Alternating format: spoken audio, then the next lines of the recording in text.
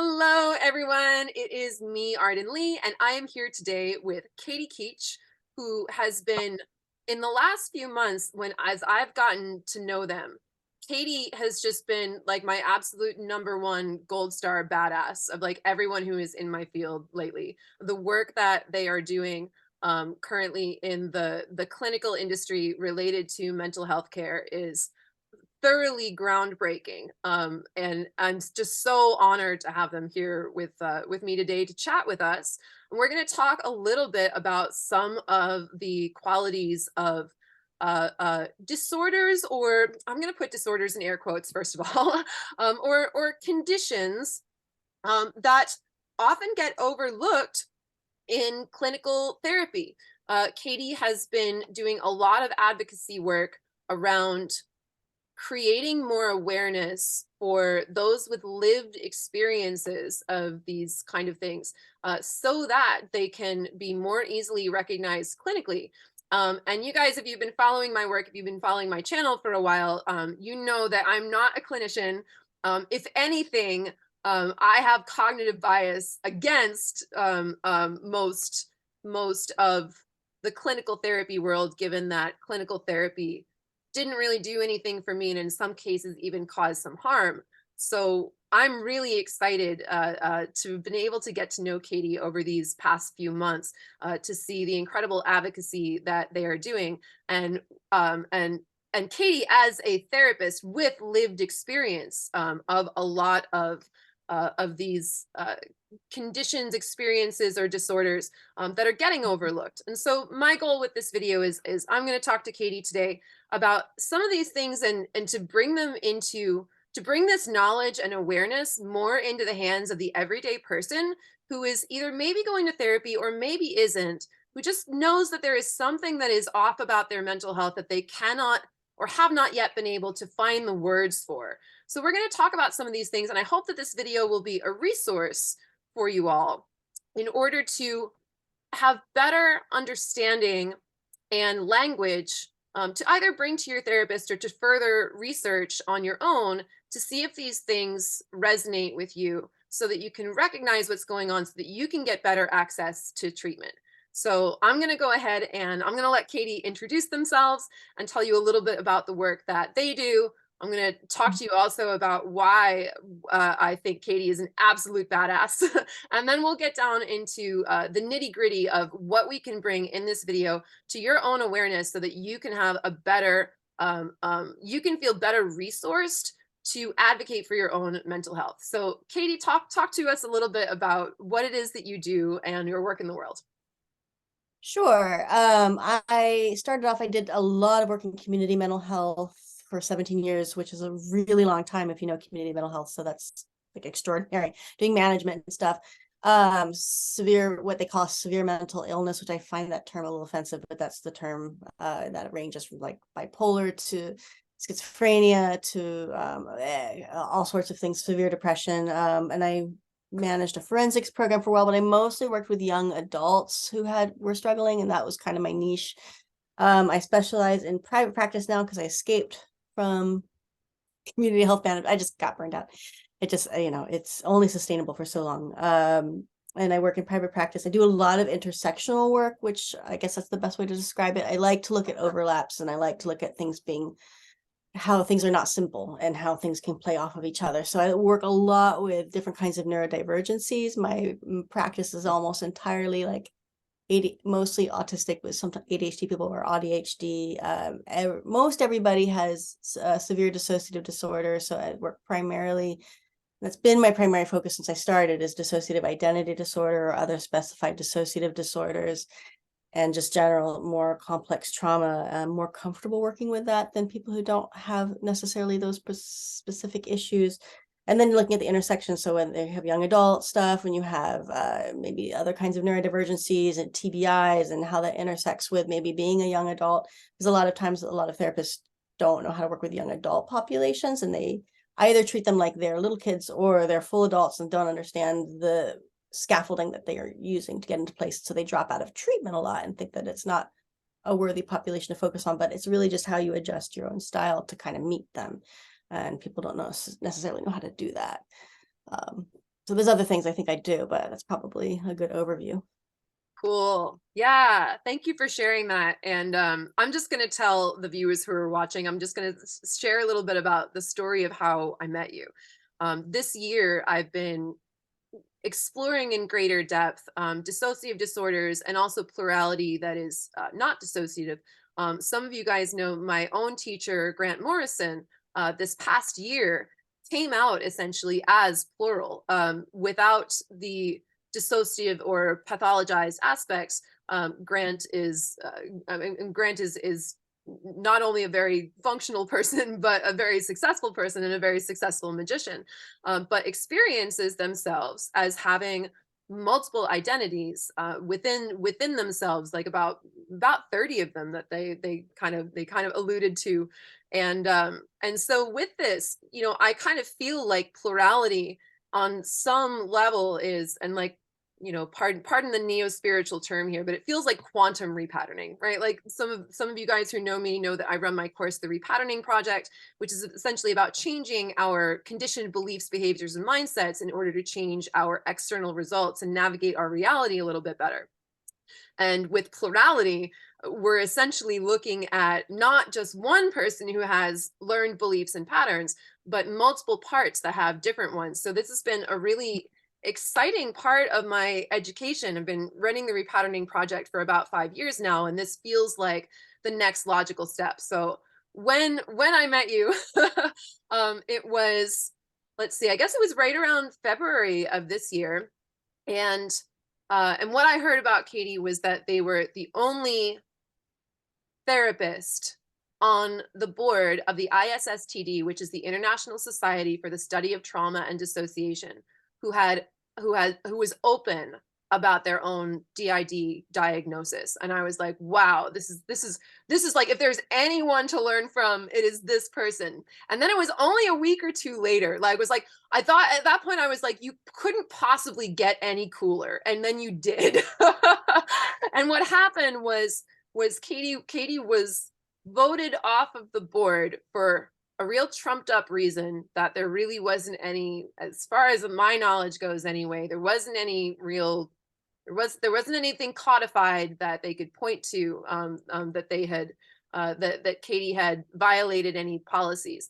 So what really is the belief among the community of what happened is that Katie was advocating for the lived experience of those folks with DIDs against some trainings that the institution was putting out that were harmful, that were perpetrating harmful beliefs. So I was like, wow, just when I thought you couldn't get any cooler, you got so much cooler. And you went off and you started your own network of plural clinicians, and therapists and practitioners who have their own lived experience. And as someone who was harmed by therapy, the fact that in the past 10 years since I've been at all in that world, even as a patient, I went into the coaching world, which of course has its own problems, but it's so refreshing for me to come back and be like, oh, wow, I can see now where there are therapists who are really doing the work for the community as advocates of the community, not sitting here up here in their lab coats going, I will, yeah, I will take all these notes and I will diagnose you, but I'm not gonna really let you know what I think, which would, like, that was my problem with therapy, is I was like, why didn't anyone just tell me? you know? So I'm so glad that that movement is happening in that world. And I'm really excited just to bring greater awareness of the disorders or conditions that don't get spoken about, because so many therapists, maybe they graduated years ago, and they got their degree, and then they just kind of, maybe they didn't continue educating themselves. Maybe they just aren't as much of a geek about mental health as you and I are. And so, yeah, I just really am grateful that you're doing this video with me today, because I want to make this knowledge more accessible for people who, who maybe don't know those rabbit holes to go down, or aren't a mental health geek, like I am, and still yet deserve for that knowledge to be, to be common knowledge. Well, like when you have a therapist who doesn't even, necessarily understand a lot of those things that are going on, like how can you expect your average patient or even your average person to know? And I want to start off with the thing that struck me most about, I attended the Plural Positivity World Conference this year, and Katie gave this amazing plenary speech.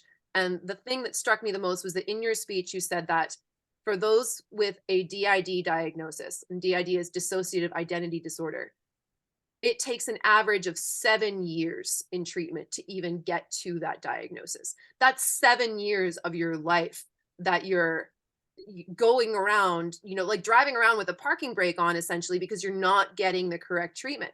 And how are people supposed to know this if even the clinicians typically don't know or understand this? So yeah, what are some things that folks should know about dissociative disorders in case they resonate with some of them?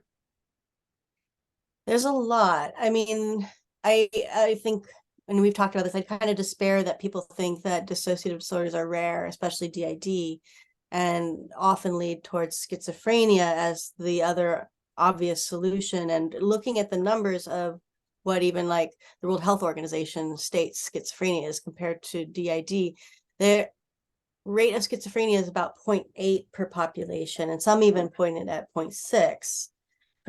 And DID has held steady over the past 20 years worldwide as to 1 to 3%, and some even put it at 6%.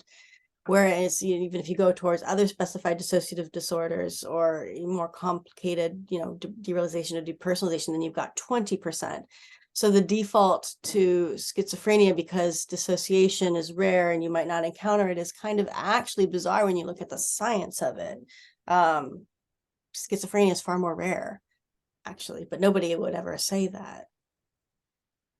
Yeah. Yeah. Yeah, and it's troublesome. And I do wonder if it's because, with schizophrenia, the concept is not necessarily to give people clinical treatment, which I actually have worked pretty well with schizophrenia with actually giving psychotherapy. And when I used to train interns and do programs, I used to train my interns to do different work with schizophrenia clinically, and they would be a little terrified, like, you want us to actually talk with the voices and acknowledge them? Like, yeah, they're not going to bite you. They're already there. We're just going to work with them. But the general wisdom is like to just give people medication and then monitor it. And that's so depressing. You can't really treat DID with medication. You can maybe treat anxiety or insomnia. There's some medications that work with flashbacks, but you're not really treating trauma or DID with medications. You can't give a pill and then monitor and go away like the training is with schizophrenia. So I kind of wonder if there's some pharmaceutical, kind of oversight and influence around saying, well, it can't be DID because it's too rare, so it has to be schizophrenia. Oh my gosh, yeah. And don't get me started on big pharma. My first ever experience in the mental health industrial complex was I was in my 20s. I walked in, I described what I was feeling, and they were like, "Well, we can give you this pill or that pill." And it was like, "Wait, hang on, what?" And it turned out, I'm not here to talk about my whole story, but it turned out that actually I was in an abusive relationship that I was in because I had had childhood trauma that primed me to be in an abusive relationship. And, nobody caught that until I caught Yeah. it, years later. But let's start out with, because everybody dissociates, right?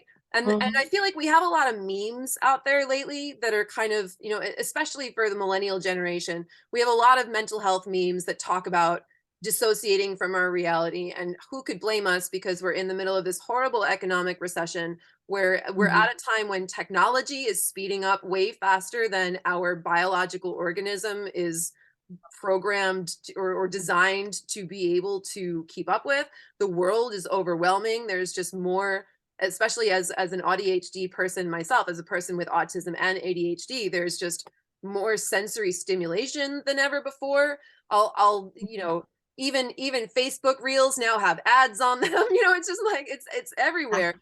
So dissociation is a pretty normal response to the world that we live in. So maybe you could tell us a little bit about what dissociation is, and at what point does it become something, at what point does it go from something that's kind of just something that we all do to get through life to something that we want to maybe have looked at and have treated? Yeah, it runs a big range. I mean, everybody dissociates. That's something I kind of talk about in terms of like the concept of DID and people having parts. I think that maybe there might be a structure in which we are naturally leaning towards that. I think Putnam talks about that as we're born, we all have parts. And then when we are parented, hopefully, well, they kind of weave together. I don't think that we create systems that aren't naturally there entirely in times of stress. I think the stress just kind of brings out things more and more. So we all dissociate, like we all go into space out, we all trance out, we all, I think the classic thing that everybody cites is, we go in the car and we drive and then we don't remember how we got there, but we know the route. So we just suddenly are at our destination. But that's like healthy dissociation. We just kind of do in trance states. It's not harmful. It doesn't mean that there's anything that's wrong. It's a problem. I mean, it can start to get, when we start to get overwhelmed, it can start to be a little more pervasive and all encompassing. We get that sensation where everything just starts to not feel real, like we're in a movie, everything's detached. Some people I've worked with who maybe don't have like DID or more complex dissociation have things like derealization and depersonalization where everything looks just fake. Everything has been so overwhelming in the environment. This kind of started to happen a little bit more with the pandemic because everything is just, and also the increase in fascism, which has been pretty overwhelming as well. And I think we don't put enough emphasis on how traumatic that has been. Truly, Like, yeah. yeah, everything just feels fake, and even their kids feel fake, and their family feels fake, and they can't feel like they're connecting and touching them. And that actually sometimes is more distressing than some of the more severe DID or part states that I have worked with people. Like that feeling of I can't see my own kid. My own kid doesn't feel real, and they didn't experience that when they were little. Now they're experiencing it. Makes people sometimes wildly suicidal because they don't think it's going to stop, and it creates this panic and anxiety, and you can't think your way out of it, and you can't breathe your way out of it. So sometimes people pop in and out of that state where they feel like that. Sometimes it's sort of that floating above yourself, even though you're in your body, but you kind of feel like you're watching yourself. Sometimes it's I've that, had that happen a few times right, at key points in my life. Whew. Yeah. can be really hard.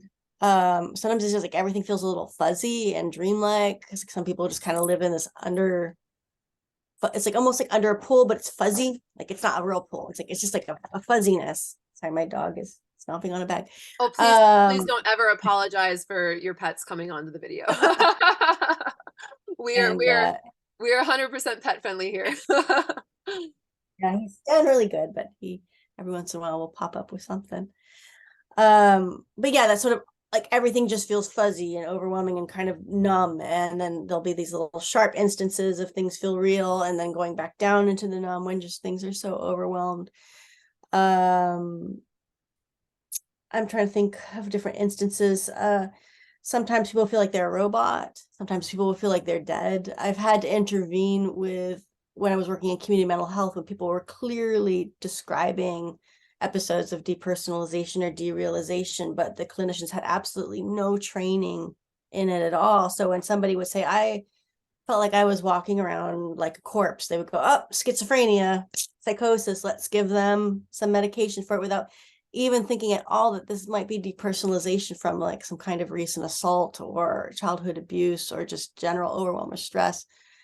Because schizophrenia doesn't necessarily appear like that, but a lot of clinicians, whenever they don't know what's going on, like their automatic I don't know box is schizophrenia. And sometimes it is schizophrenia, but a lot of times it's not. And there's not a lot of patients to sit with that maybe it could be something else, and let's sit and actually talk with the client and see which way it goes before we start to prescribe some unnecessary and possibly harmful medications that aren't going to work and not even actually doing the treatment that might resolve what's happening for them quicker. Like if it's depersonalization because of a sexual assault, then you give somebody medications for schizophrenia, that's going to create more damage that they're going to have to navigate down the line. Whereas if you're like, oh, this person's out of their body because they had assault, and you start to sit with them and start to do the corrective experiences that you need to do for traumatic processing, they're going to be better much faster.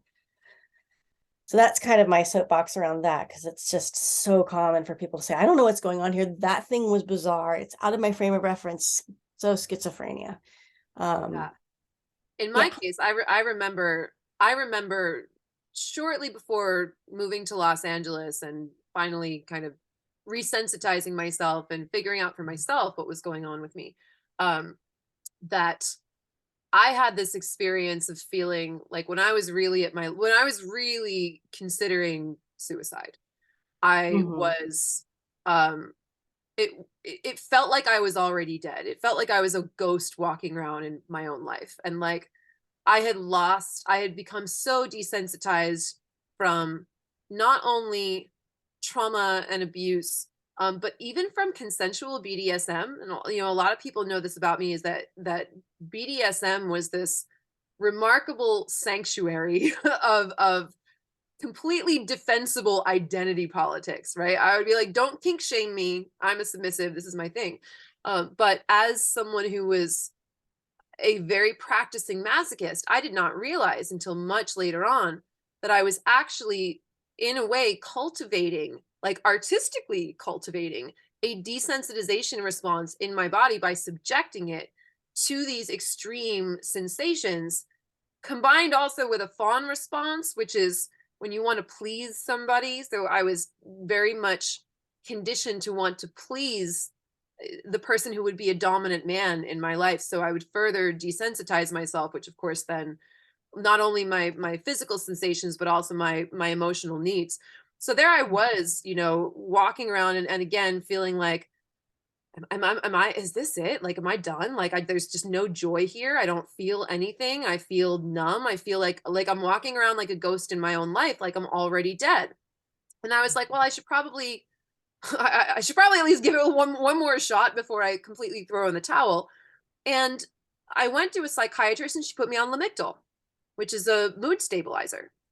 And that was at least interesting because it kind of actually did further numb me, which was not a good thing, but which, like, I was so type A to begin with that I just kind of went and did all these kind of that's around the time when you know I started my band and I went and hooked up with the rock stars that I wanted to hook up with and did a lot of things that were actually kind of destructive, but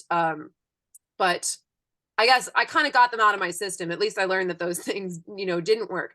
But it certainly didn't help with the numbness. If anything, it ramped up the numbness so that I could almost act out in these bigger ways.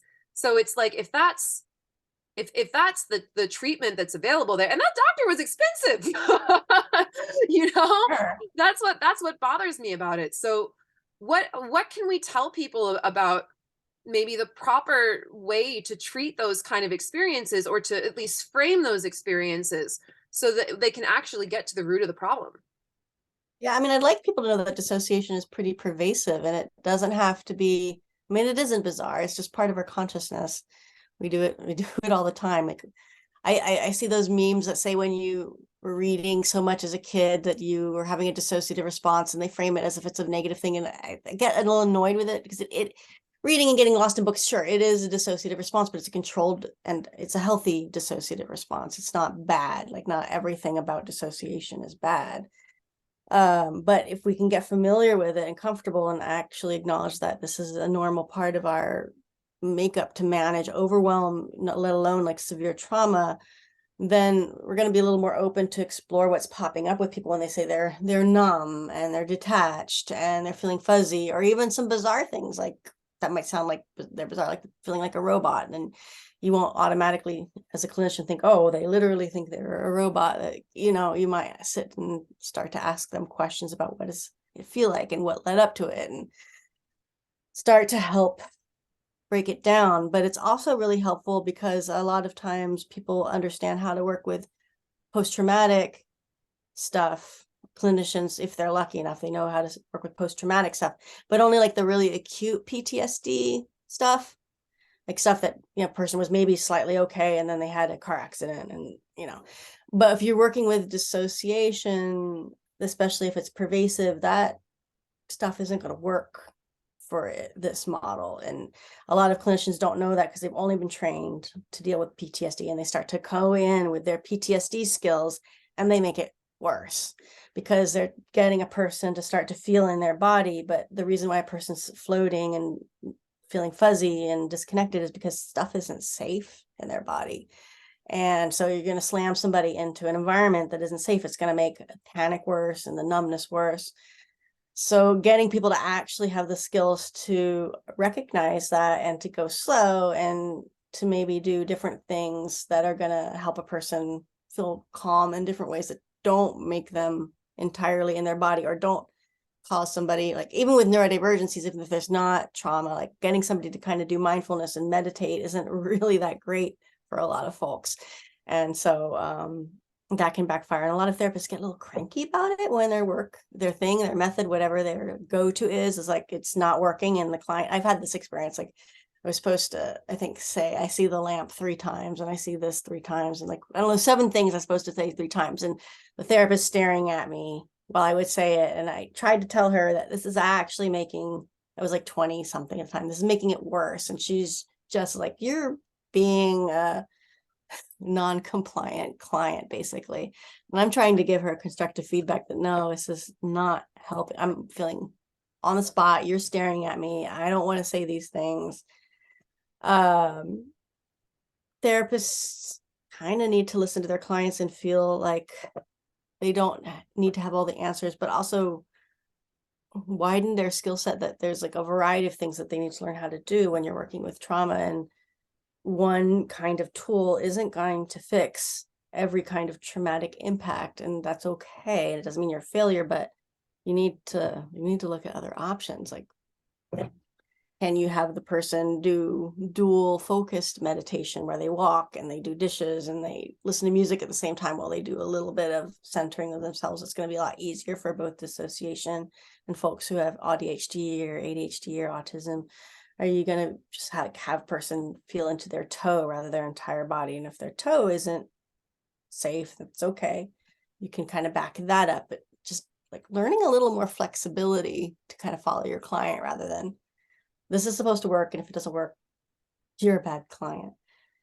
I have to undo a lot of that attitude is it's so pervasive in therapy, and it's pervasive in coaching too, a lot, and especially because a lot of coaches are not trained and it's not regulated, and even once in a while, I'll even catch myself, and luckily, like, I catch myself and then I'm like, okay, well, let's try something different, let's try, okay, that doesn't work, we'll try something else, we'll take a different approach.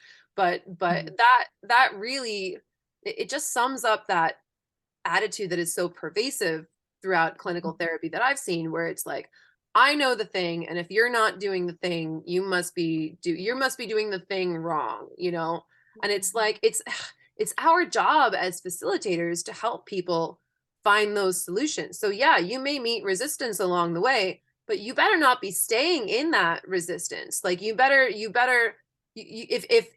resistance is all, like, something I always keep coming back to is this idea that all behavior is motivated, right?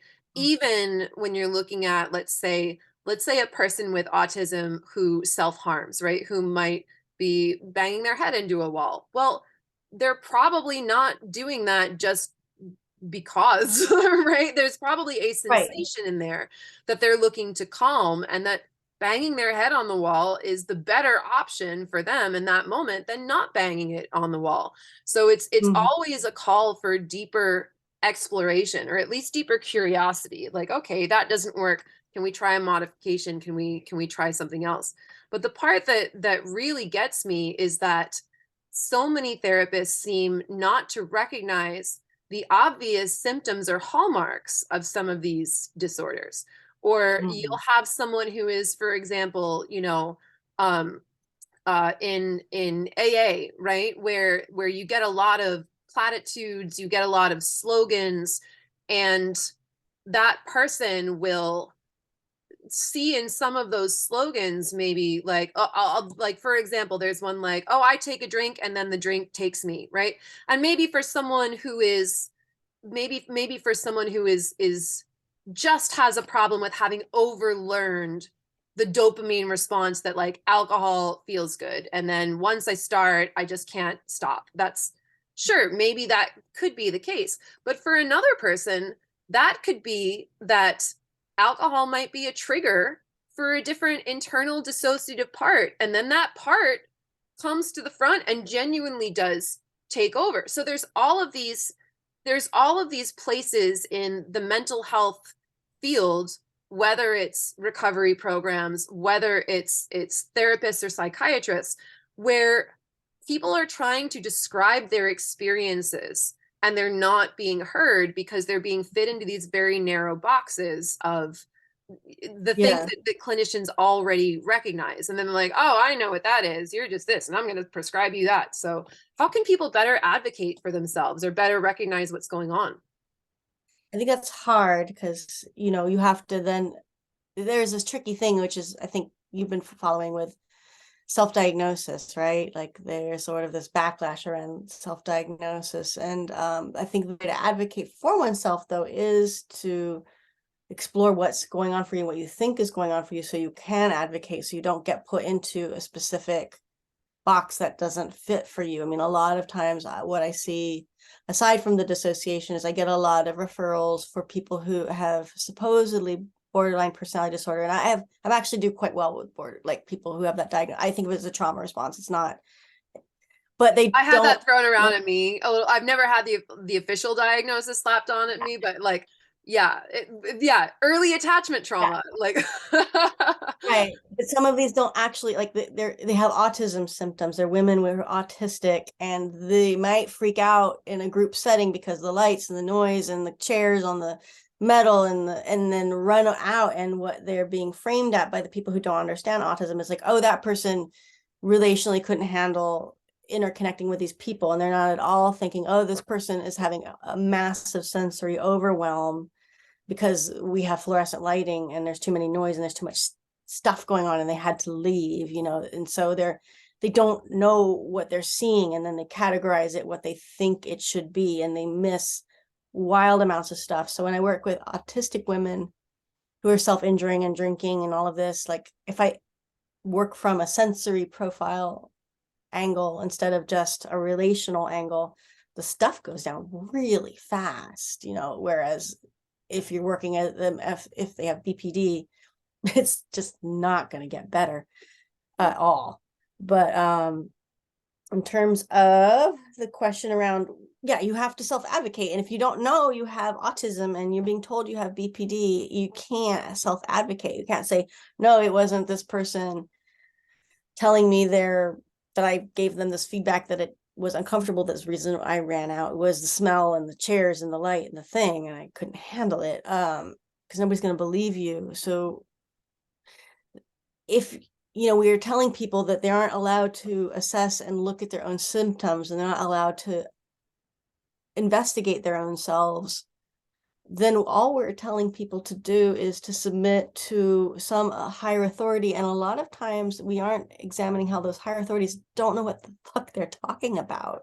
A Amen. lot. Yeah. And it's far more damaging. So maybe one really good piece of advice is make sure that you have a therapist or practitioner of some kind who encourages you to explore what your symptoms feel like. That it's a red flag if someone is like, well, why are you obsessed with all these DID creators on TikTok? I think you're just, giving yourself this label because, you want attention or whatever. That's a big red flag. Someone should run Yeah. out the door with that. Yes. What we could do is we could go through some of the disorders that you treat specifically that get overlooked, and maybe you could describe what they feel like for most folks, so that way if there's a person watching who has never heard that articulated, maybe if you were to describe something and they were like, oh my gosh, I feel like that, then they could maybe go down that rabbit hole. So but maybe we could start with DID and OSDD. So for those who are listening, dissociative identity disorder, other specified dissociative disorder, and then maybe some of the other ones that you specialize in treating, just so people could resonate with that if they recognize it. Sure. Yeah, and I get people that come in that think that they might have it, and usually they do, and sometimes they don't. And if they don't, we can kind of, I'm pretty mutual, and we look at it together and figure out why they think it is. And I think it's all good information, because I'm excited when they're thinking about their own process, and then we can have a dialogue. It's actually pretty hopeful for me, even if it doesn't quite fit with what I'm seeing entirely. But DID and OSDD differ from like overall plurality. Plurality is like an umbrella term that encompasses the concept of multiplicity. But these are specifically defined by a historical experience of trauma. So I want to kind of put that in. So, if you have a feeling of plurality and like your mentor who doesn't have that, then it's not DID or OSDD, and it doesn't have to be. And so like, sometimes people want to get DID diagnosis because they feel like they have plurality, but they don't really have the trauma. And it's okay to not fit under a DID or OSDD umbrella if you feel like you have some plurality, but you don't have trauma. You don't have to have trauma, and you shouldn't go digging for it if, certainly, because if stuff is ready to surface, it'll surface, and you really don't need to push for it. But DID tends to be it varies from person to person wildly, as OSDD does. And there's sort of a thought that OSDD had less trauma than DID, but actually that's not necessarily true. It's just kind of how people manifest in their body's history of trauma and how they're coping with it. It's the term that ISSTD uses, which I feel like is a little clunky and a little depersonalized, is self states. There's different self states that are in. I like the term that some of the young kids these days are using called headmates. I heard one recently called body buddies, which I thought was particularly cute. That's adorable. But there's voice hearing, and this isn't always the case, but usually there's some kind of voice hearing that's happened since one is very young. A lot of studies have shown that there's like imaginary friends or imaginary companions. They like term it as ICs, and that could be an invisible friend that follows you around everywhere that only you can see, or like your stuffed animals that are talking to you. But the difference between somebody who has DID and OSDD is that the voices of these particular imaginary companions start to kind of either get combative or sometimes demeaning, or sometimes mean in some particular way. Whereas if it's an imaginary companion and the kid's life is okay, they're usually pretty positive and collaborative, and then they fade off. And then when it's this other thing, they tend to stick around. They tend to be there when you're 30 and 40 and shift. There's often a feeling of not being in your body here and there, or watching yourself, or sometimes being a little bit in the back seat, or even watching yourself say things that you didn't mean to say. I mean, that I'm out about having my lived experience. I think when I was 20, I had experiences with really being in a really busy, I used to work in a bakery, and one of my kids just randomly popped out. It's very embarrassing, and asked if they could have a cookie too of a customer. And I was like, I didn't say that. And they're like, and I'm going to ring you up now. And we're just going to pretend that never happened. But, kids can pop out and seem a little bit more obvious than adults.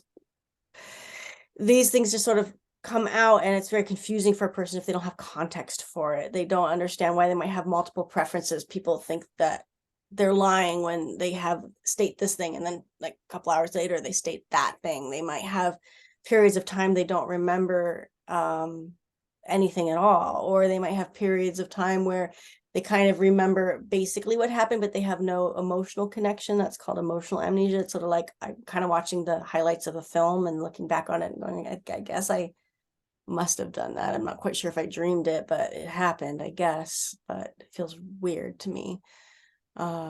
There's other things where, people just don't feel like they're in charge of their hand, or people might come up to them who know them or know things about them, and they don't remember talking to them at all. They might find things that they wrote or that they bought, or money missing. And all of this gets kind of distressing if you don't know what's going on.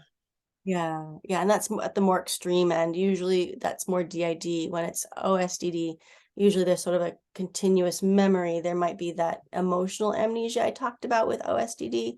There's usually not the memory gaps, because that's the differentiator in the DSM. But there are states where one might feel younger or older, or, more a different gender or mixed gender. And it's hard to kind of track it and understand why the identity is shifting so much. if you don't know that you have states inside that have so many different kinds of identities. Once you start to track it, it starts to make more sense, and it can kind of calm down when people start to get over this. The scary part, it gets a little scary sometimes, because frankly, I think that's the media's fault. There's so much bad media around what it means to have DID or OSDD. Like, most of the time it's this serial killer narrative thing. And frankly, most people who are OSDD or DID are at more risk of having violence done to them than ever doing violence to anybody else. So Yeah. Yeah, I've read yeah. about that too. And there's supposed to be that new Tom Holland film coming out. Gosh, I was just reading about it the other day. I don't remember the name of it, but Tom Holland Like, apparently. at a new video, a movie. What's that? Am I going to be upset at a new movie? Probably, yeah. Because basically, Tom Holland himself said, like, I have to take a year off of acting because this was such an intense experience. And it's like, wow, really? Do we really need another dark, like glamorized, pathologized version of someone with dissociative identity disorder, right? When Yeah. that worries me too, because it's like, not only is it stigmatizing, that's bad enough, but also, people are going to look at that and think, well, that's not me. Like, I don't have that experience. I just can't remember that I put the laundry in the laundry basket, or like, Yeah, hey, yeah. how come I cooked this food and I don't remember doing it, right?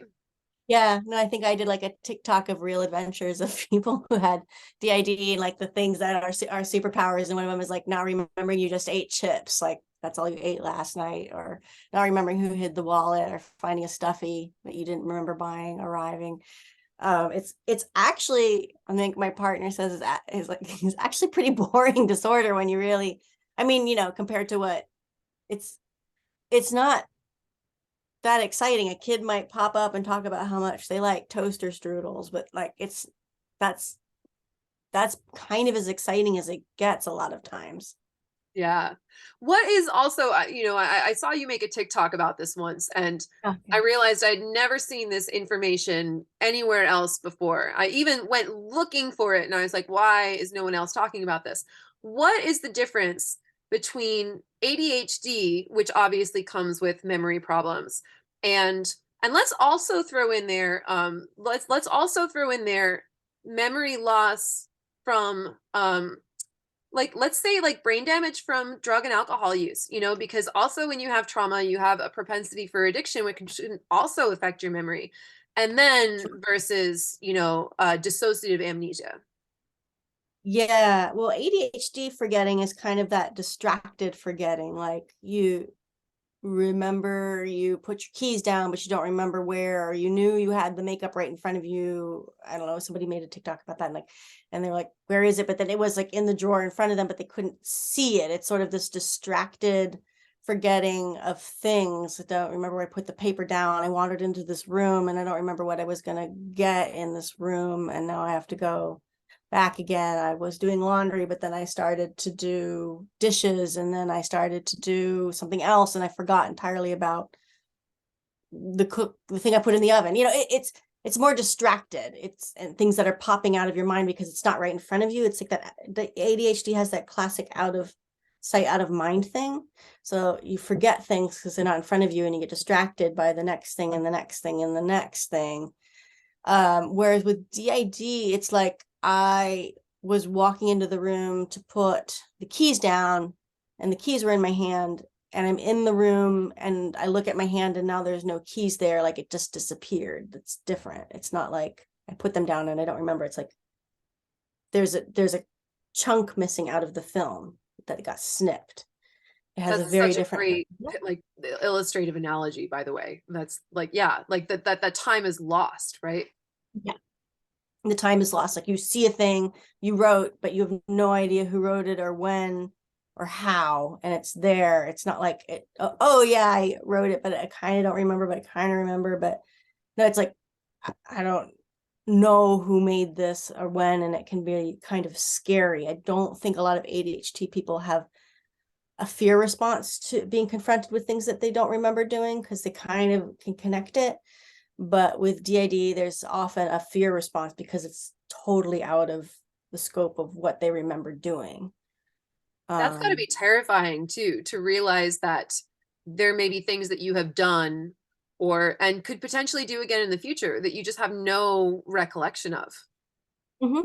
Sure, even if it's really minor, it creates a huge fear atmosphere because it feels out of control, you know. I think when I was in my 20s, I had an experience where I went to work and I don't remember anything at work. And then suddenly I look at the clock and my boss is saying, you can go. And I had to read that she was smiling, everything was fine, but I really didn't remember the 8 hours. And so I had to piece together that I did a good job. Nobody's mad at me, but like what happened? I don't know. Yeah. Wow. Um, so that kind of stuff, like piecing together, like, could I have possibly done something wrong and I don't remember? Do I need to fix something? I don't know. That doesn't happen with ADHD. Um, yeah, it's a different kind of forgetting thing. Um, and And, then and with, oh, yeah, with alcohol or drug use and memory loss, like how does that appear either similar or different? I mean, there's some overlaps. Like if you have dissociation and you use substances, it's going to make your parts come out more and faster. It's slippery. Like it's just like it gives permission. It just kind of loosens things up. So it's not really an either or thing sometimes. And you have to be really careful when I'm a clinician and I'm assessing somebody. I'm slower when I'm diagnosing. And I mean, there's a lot of substance use with DID because there's trauma. So people are trying to feel better by using substances. Makes sense. But you have to slow down and kind of figure out exactly what you're looking at and not make conclusion, because if somebody's drinking and they have DID, their parts are just going to be all out and they're going to have a lot more memory gaps. And one of the things is like they might have a memory gap starting at drink one, whereas like that doesn't happen with somebody who doesn't have DID and they have drink one usually. I mean, unless they have some other kind of medical thing going on, which is possible. Um, but of course, alcohol and substances do interfere with memory processing. And so if you have a certain amount of drinks, it's going to make it so that you don't remember what you're doing. It's just not going to be processed the same way. So you might have things like, that's the classic thing where like I texted my ex and I didn't remember texting my ex, but it doesn't mean that they have any sort of DID. It's just the alcohol interfering with the memory processing. So that's where it just gets really messy, because both can do the same things and it can kind of feel the same way, but you're not seeing. It will only happen with alcohol use with somebody who doesn't have DID, and they may have it when they're not drinking, when they do have DID, and you just kind of, and there's like other kinds of things where it might not necessarily fit with the person's normal character, which is also messy because people can get angrier or more labile or funky when they're drinking. Yeah, it just makes it messier to assess. With TBIs, it's harder. I do work with people who have TBIs. And that's traumatic brain And injury, right? yeah, yeah. Yeah. And And that and that that's can, that's like an actual head trauma. Like I just want to make sure that yeah, people are because we're talking about trauma. I just want to make sure that clearing it up for folks. Yeah, because I've known folks with TBI as well. And sometimes it's yeah. like they'll go to say something and there could be a word that's like right on the tip of their tongue and then it's just kind of not there, right? Yeah, it just hangs, or there's like a fogginess because of whatever's happened, whatever got injured. So that's where it's good. Like that's why I really like to I like to pay attention into overlaps and different things, because I don't ever want to get into that niche of like, oh, it's always dissociation. So it's always dissociate. Like some of my colleagues are like, well, there is no ADHD and autism. It's always trauma. I'm like, well, no, there is ADHD and there is autism and there's trauma and there's TBIs. And you have to be able to have the patience to sit down and look at what's happening so you can create the right treatment for that person. Because sometimes it's all of them. Like sometimes you can have, I mean, I have people who have ADHD and and autism and DID and TBI, like sometimes it's all together.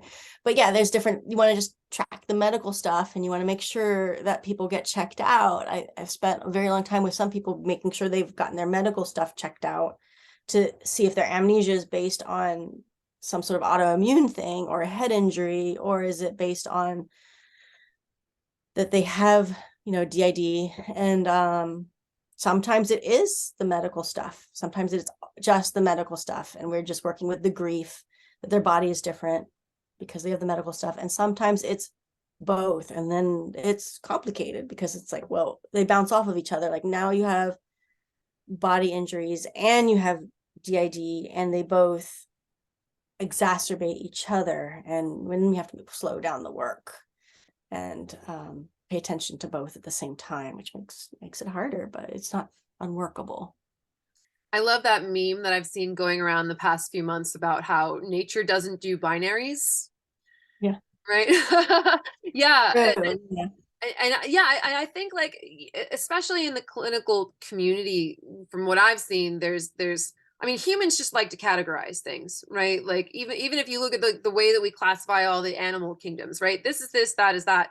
And I think we are hopefully moving toward a model where we understand that these things are spectrums and that there is overlap between them, and that everyone's own human patterning, human organization is going to be unique to their own epigenetics, the things that they take through their lineage, their experience, their early childhood socialization, their formative relationships, et cetera, et cetera. And in my work, that's what I look at, is basically let's look at every factor that we can that made Mhm. you the unique person that you are, and then let's first of all, what do you want to keep? Because it's never all bad, right? There's always Right. there that are your gifts that make you you.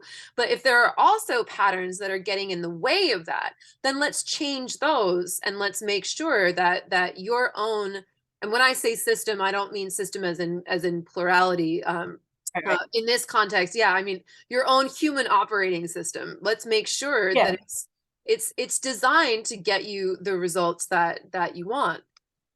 Yeah, I mean, every human body is an operating system in a different way. So I think that's definitely true. And I wondered if it's like an ADHD thing, because I do like categorizing things, but I don't stick with the categorizing. I like to know what the categories are, and then I like to kind of like start to see how they interplay. And I think you're the same. I wondered if it's like an ADHD thing. I mean, people get annoyed with me because I'm not, I'm messing, I take all the boxes, and then I kind of see where they mess with each other instead of just like, it's a box. So there's the box, and that's the box, you Yeah. know?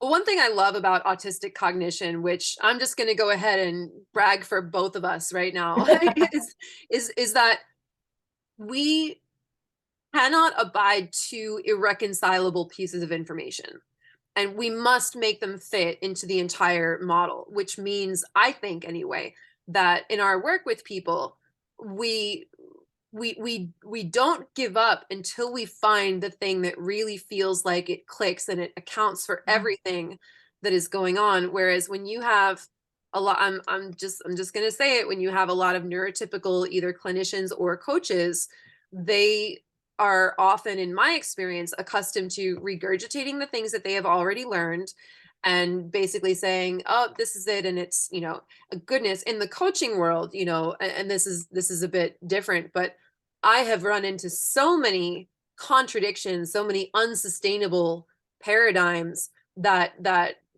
frankly neurotypicals are just they see no qualms in doing work that they have not really fully integrated, and that then when you ask a Yeah. question about it, then they're like, how dare Or you they get respect my mad. Yeah.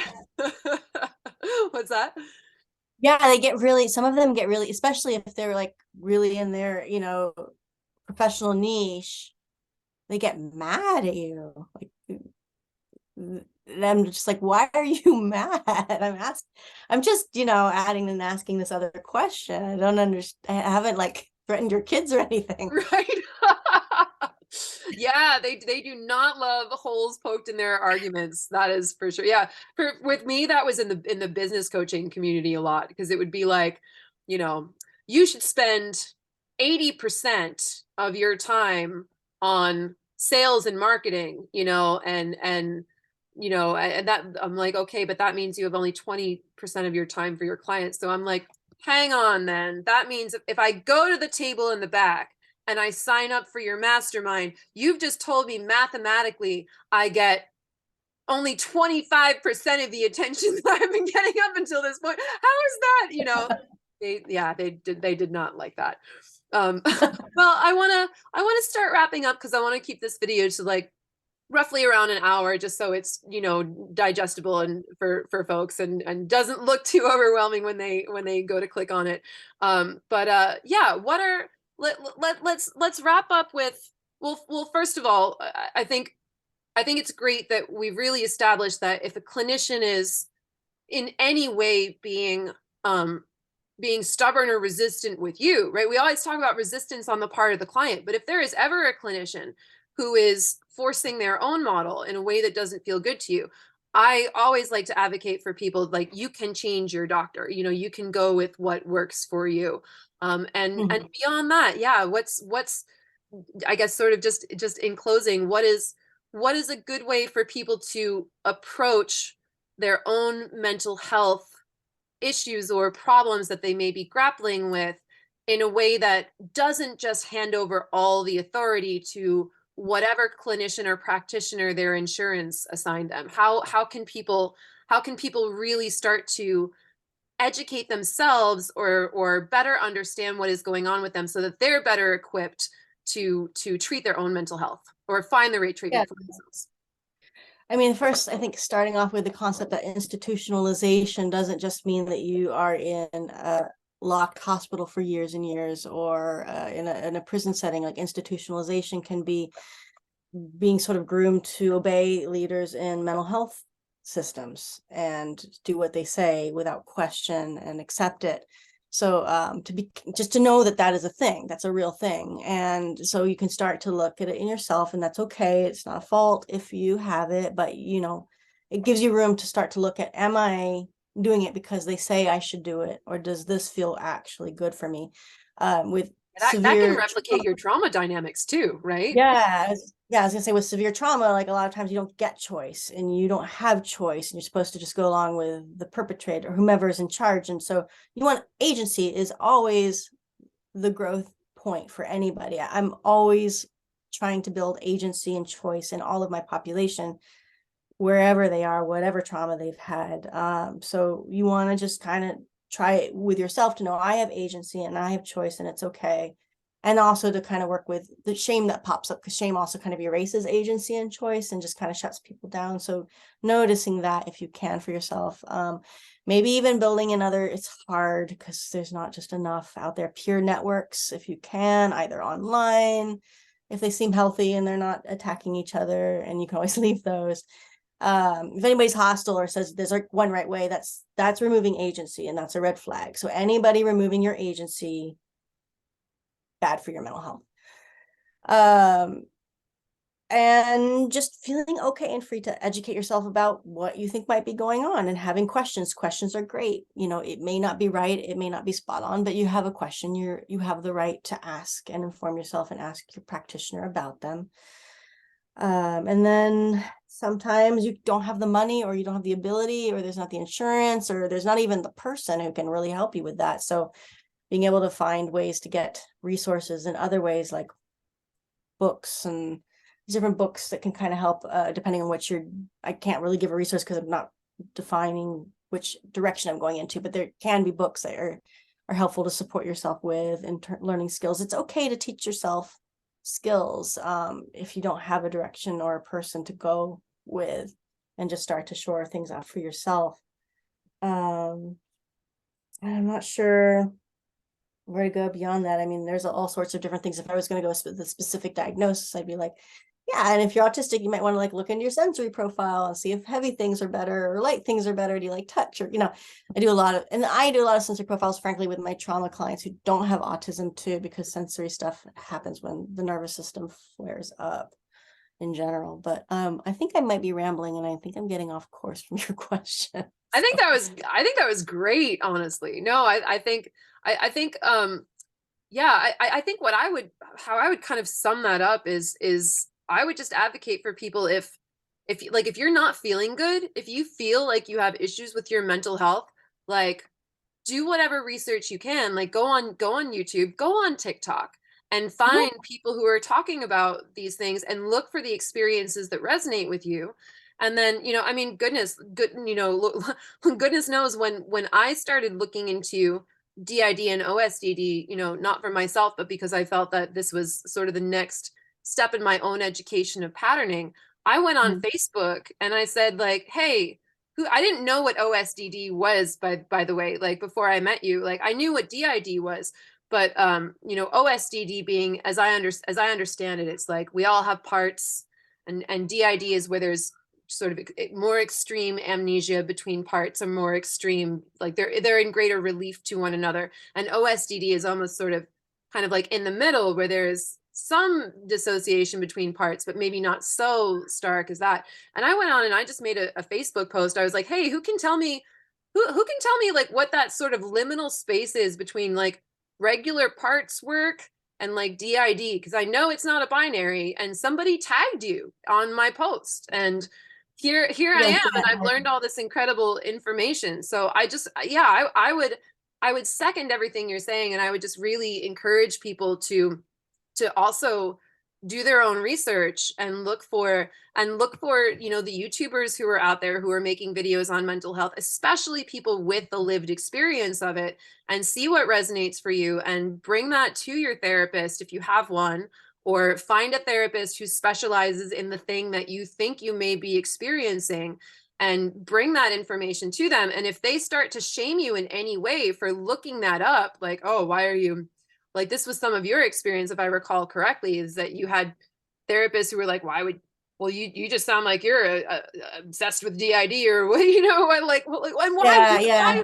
why wouldn't you be, unless it was something that did resonate with you? Like there's such a deep, there it's, so finding a therapist basically that encourages you to educate yourself and isn't threatened by the knowledge that you have. I think so many clinicians out there, frankly, like I said, got their degrees many years ago, and then, and then just, if they don't understand it, it feels in some way threatening to them and to their supposed authority in the field. And the best clinicians are going to be ones who work with you cooperatively to help you figure out what's going on. And when something resonates with you and you're excited about it, it doesn't mean it's automatically a yes, but it does mean like, hey, great, cool, let's look at this together and figure out what's going on. And I think that even Yeah. if people just know that, it's going to be way more empowering than the old model of, okay, I'm gonna lie here on the couch and you're gonna tell me all about my life, right? That my childhood abuse was my imagination. Yeah. No, I think Oh. that's that's a Freudian. Yeah, I think that's true, because I think a lot of therapists think that, they mistake autistic special interest for some sort of pathological issue. Like you're just, you're excited about thinking. That's why I read all the books. They're like, but it became like, and I've seen this with other people who work with autistic clients. Like we just get excited, and then when we read all the books, that's what we do. But then therapists who aren't familiar with autism or don't understand think that that's pathological and obsessive behavior, and they label it as dysfunctional, rather than leaning into it. And there was another thing in I just there. think they're mad that we know more than they do. Like it doesn't fit into the, it doesn't fit with their world. So then they're like, oh no, like, Oh, I must shut this down because I'm the authority. But, I just secretly want to get paid and go home to, my partner and my dog or whatever. pretty much, yeah. Yeah. Yeah, definitely. Yeah. So there's that. And then yeah, that they want to kind of just tell you how it is. But yeah, I do think the shaming is a big red flag. If somebody's going to shame you, then they're going to shame you, and that's not a good therapeutic alliance. You should never be shamed in your therapy, no matter what. So Yeah. Yeah. That is a wonderful note to wrap up on, because if there is ever a clinician or therapist or practitioner or coach of any kind who is shaming you or making you feel bad about yourself, that is a big red flag. First of all, tell them. And who knows, maybe they thought they were being helpful or something, and maybe, but first tell them that feels real bad, don't do that. And then if they don't listen to you, then get out of there and find someone who can help you and work cooperatively with you. Thank you so much, Katie. This has been incredible. And I'm really so grateful that this is a resource now that we can get out there to more folks in the community, who are struggling with mental health and maybe don't know where to begin, and especially so that they can recognize some of the qualities of some of these disorders that even clinicians don't necessarily recognize. And hopefully what that means is that over time, I really hope that we can cut down on that 7-year average statistic before people get their diagnosis, that more people know and have the resources to understand what's going on with their mental health and then to advocate for the treatment that they need. So where can people find you if they want to look into more of your work? I'm on katiekeech.com, so it's KATIEKEECH.com. And then I have a TikTok, which is a little weird blend. I wasn't really trying to like boost it, but it's a neuroqueer therapist on TikTok. I think there's like a little hyphen between neuroqueer and therapist _ That's the correct word, not hyphen. Yeah. Nice. And I'm just going to tell everyone also to look up Katie's speech from the Plural Positivity World Conference 2023. And if you just type that into YouTube with Katie Keech, you're going to find that speech. And it was, like I said, I've watched it twice already, and I fully plan on watching it a third time. It was brilliant and so heartfelt. And I'm just really grateful for who you are and what you do. And thank you again for doing this interview. Thanks. No worries. Yeah, I think I let people know that was sort of my rebuttal to the ISSDD presentation I had spoke up against, but wasn't loud about it at the time. Yeah, So, yes. and the more lived experience rebuttals that we have against the institutionalization that you were describing, the better. So thank you for that. No worries. Thanks for having me on.